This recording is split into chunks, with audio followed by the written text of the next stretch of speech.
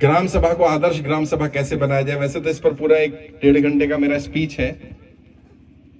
सरपंच जी बैठे हैं। सरपंच साहब, आपको ये जानकर हैरानी होगी, शायद सरपंच साहब को भी पहली बार पता चले, एक ग्राम सभा में एक पंचवर्षीय योजना में 50 करोड़ तक का फंड मंगवाया जा सकता है अलग अलग माध्यमों से।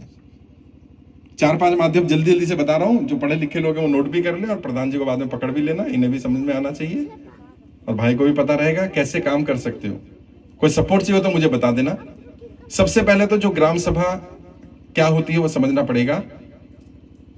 ग्राम सभा में गांव का हर वो व्यक्ति जो 18 वर्ष या उससे बड़ा हो, वो ग्राम सभा का सम्मानित सदस्य होता है। जैसे केंद्र में लोकसभा है और लोकसभा का एक एक सदस्य माननीय है, सम्मान्य है, ऐसे ही ग्राम सभा का एक एक सदस्य सम्मान्य है, माननीय है। और ग्राम पंचायत और ग्राम सभा में अंतर होता है। ग्राम पंचायत मतलब चुने हुए और ग्राम सभा मतलब जिन्होंने चुना। तो गांव का हर वोटर सम्माननीय सदस्य है ग्राम सभा का, पहले तो ये समझो। जो सांसद के पास पावर है संसद भवन में, वही ग्राम सभा में सदस्य के पास, यानी हर 18 साल से बड़े युवक के पास, युवती के पास है। अब सांसद के पास क्या अधिकार है? सांसद को अपने क्षेत्र में क्या क्या समस्याएं आ रही हैं उनको उठाने का सदन में अधिकार है। तो क्या यह अधिकार ग्राम सभा के सदस्य को भी है? बिल्कुल है। आपके गांव में या आपके आसपास जो भी समस्या आ रही है, ग्राम सभा की मीटिंग में आपको उसे उठाने का अधिकार है। जब भी मीटिंग हो, कम से कम 6 महीने में एक बार होनी चाहिए ग्राम सभा की मीटिंग, जिसमें हर वोटर को बुलाया जाए। कोरम 10% का होता है। अगर 10% से कम लोग हैं तो मीटिंग मानी नहीं जाएगी, मान्य नहीं होगी। कम से कम 10% वोटर आने ही चाहिए और फिर वो वोटर अपनी अपनी समस्याएं बताएं, ये समस्या आ रही है, व्यक्तिगत समस्या भी बताएं और गांव की सामाजिक समस्या भी बताएं। ग्राम सभा अगर कोई प्रोजेक्ट पास कर दे, जैसे संसद कोई बिल पास कर दे, तो बिल कहां जाता है? वो राष्ट्रपति के पास जाता है, राज्यसभा भी जाता है और फिर राष्ट्रपति के पास जाता है। तो अगर ग्राम सभा कोई बिल पास कर दे कि हमें अपने गांव में हायर सेकेंडरी स्कूल चाहिए, सीनियर सेकेंडरी चाहिए, यूनिवर्सिटी चाहिए, बड़ा हॉस्पिटल चाहिए, अगर ग्राम सभा ने 2/3 बहुमत से उसको पास करा, 2/3 मतलब समझते हो? 2/3 मेजोरिटी। 2/3 गुजराती में कैसे समझाएंगे? हाँ, 3 में से 2 अगर वोटर, मानो आपके गांव में कितने वोटर हैं? 2000 वोटर हैं। अगर 2000 में से 2/3 वोटर, 2/3 बोल रहे तो कितने होंगे 2000 के? 1350 अगर साइन करके कोई बिल पास कर दें ग्राम सभा की मीटिंग में, तो उस बिल को विधानसभा में भी भेजा जा सकता है, लोकसभा में भी भेजा जा सकता है, मुख्यमंत्री के पास भी भेजा जा सकता है, प्रधानमंत्री के पास भी भेजा जा सकता है और उन्हें उस पर संज्ञान लेना पड़ेगा। अगर वो काम नहीं करते हैं मुख्यमंत्री, प्रधानमंत्री, तो उन्हें कारण देना पड़ेगा कि क्यों नहीं कर रहे हम लोग। और वो चाहे बजट 10 करोड़ का हो, 20 करोड़ का हो, 50 करोड़ का हो, उस पर बजट पे फर्क नहीं पड़ता है। क्यों? क्योंकि वो ग्राम सभा की अधिकतम यानी 2/3 सबसे बड़ा बहुमत है, उन्होंने चुन करके भेज दिया। ऐसे ही आपको लाइब्रेरी चाहिए अपने गांव में कोई और सुविधाएं चाहिए, कहीं सड़क नहीं है, कहीं पुल नहीं है, नाले नहीं है, 50 से ज्यादा अलग अलग काम है गांव के।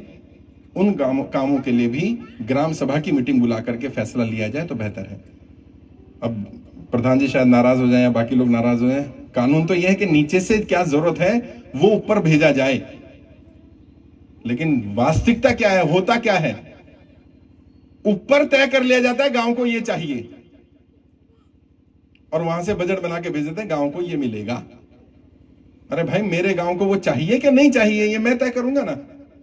इसी को ग्राम स्वराज कहा जाता है कि गांव के एक एक वोटर के पास ये ताकत है और भारत के संविधान ने ताकत दी है।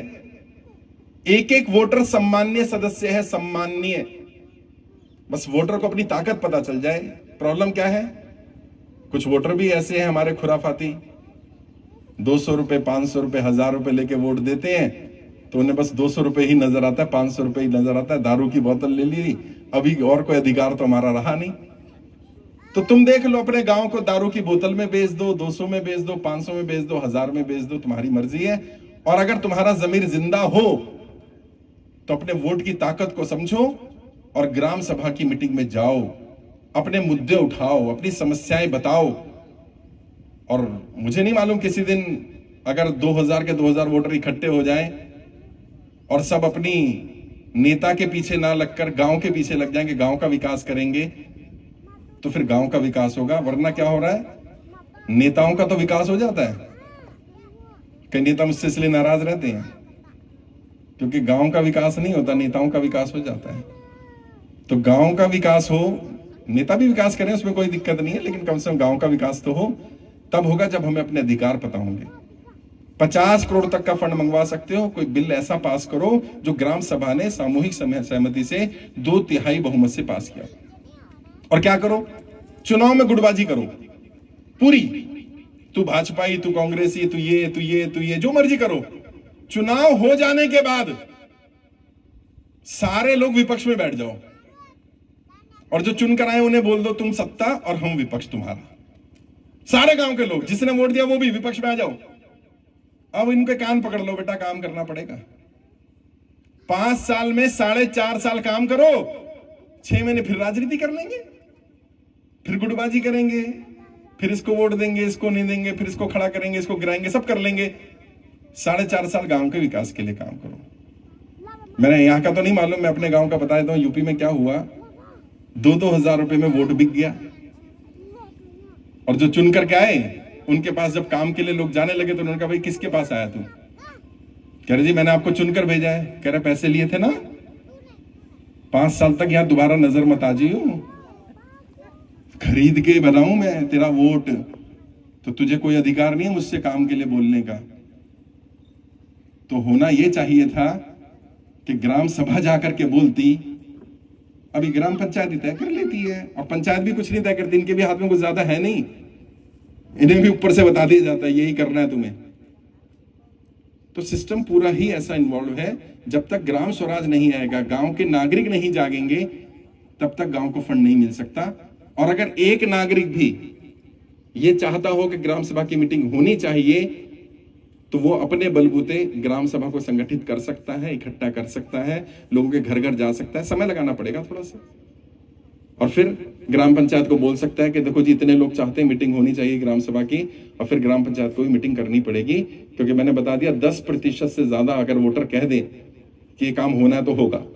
और 10% कितना, 200, 2000 के 200 ही तो हुआ। 200 लोग तो साइन कर सकते हो ना कि भाई मीटिंग होनी चाहिए, मीटिंग में हमारे मुद्दे होने चाहिए। और एक बार मीटिंग करके तो देखो, पता चलेगा, हर कोई अपनी समस्याएं बताएगा और गांव की 5 साल में ज्यादातर समस्याओं का समाधान हो जाएगा। प्रॉब्लम क्या, हमें ना अपने अधिकार पता, ना जो चुनकर के आए उनको अपने अधिकार पता। अफसोस के बाद जो सदन में बैठे उनको अपने अधिकार नहीं मालूम है। जैसा भाई ने बताया था, मैं MP MLA को ट्रेनिंग देता हूँ, गाइड करता हूँ। जब मैं उन्हें सिखाता हूँ, समझाता हूँ, तो वो भी हैरान होते हैं कि संविधान ने उन्हें कितनी पावर दी है। आपको अंदाजा भी नहीं है एक सांसद कितनी बड़ी वैल्यू रखता है, एक विधायक के पास कितनी ताकत होती है। वो चाहे तो क्या नहीं कर सकता। विधायकी कानून बनाने की ताकत, तो इतनी बड़ी ताकत अगर संविधान ने दी है, और हमारे वोटर के पास भी वही ताकत है, खासकर से ग्राम सभा के वोटर के पास। अच्छा, शहर के वोटर के पास ये पावर नहीं है कि वो चाह करके मीटिंग बुला ले, गांव के पास पावर है। इसलिए ग्राम सभा जो है वो सच्ची लोकसभा है, वो सच्चा जनप्रतिनिधित्व वहीं से निकल सकता है जब ग्राम सभा के सभी वोटर, और कौन है वहां का सदस्य, हर वोटर जो 18 साल का हुआ, गांव का वोटर बना, बाय डिफॉल्ट ग्राम सभा का सदस्य हो गया, वो सम्मानित सदस्य हो गया। तो ये अपने अधिकारों को जानो। कभी जैसे मैंने कहा 1.5-2 घंटे पे इस पे बात करूंगा, प्रधान जी को सिखा दूंगा, इनको सिखा दूंगा, ताकि आपको बता दें क्या क्या और अधिकार हैं, और कानून के हिसाब से बताएं कौन सा कानून क्या कहता है।